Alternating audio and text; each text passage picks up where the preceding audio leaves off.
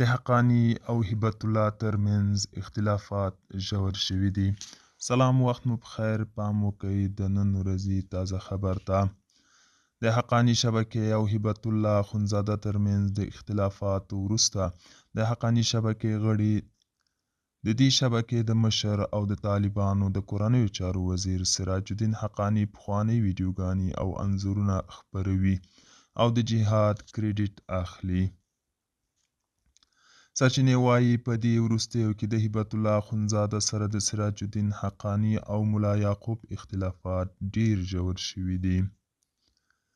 د سرچینې په خبره وایي چې ملا یعقوب مجاهد او سراج الدین حقانی هبت الله اخندزاده ته ویلي چې د ځان مرګو بریدونو او نورو جګړو په ډګر کې دوی تر ټولو مخکې دي او باید په حکومت کې رایه وچلیږي. خو هبت الله اخندزاده ټینګار کوي چې باید یوازې د امر اطاعت وشي. وروسته له دغو اختلافاتو اوس د حقانی شبکې غړي وخت په وخت د سراج الدین حقانی هغه ویډیوګانې او انځورونه ټولنیزو رسنیو ته راباسي کومو کې چې د یا د بریدونو تیاری نیول کیږي او یا هم ځان مرګو بریدګرو ته خدای پاماني ورکول کیږي. یو سرچینې ځلا نیوز ته وویل چې څو میاشتې وړاندې ملا یعقوب مجاهد د وزیرانو شورا په ناسته کې وویل چې د طالبانو وروستۍ پریکړې د ولس سره د فاصلې لامل شوي دي.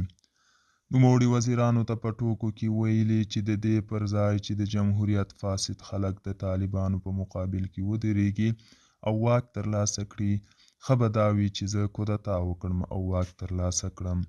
دغه سرچینه وایي چې د څه موده راهیسې ملا یعقوب مجاهد، سراج الدین حقانی، عباس ستانکزی او یو شمېر نور طالب چارواکو د طالبانو د حکومت د بدلون هڅې روانې کړي دي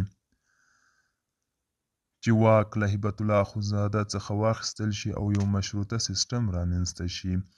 دغه اندېښنو ته په کتو سره تازه هبت الله اخندزاده د افغانستان شمالي برخو ته سفرونه کړي. دوستانو، دا و د نن ورځې چمتو کلی خبر. تر بیا هم په الله سپارم.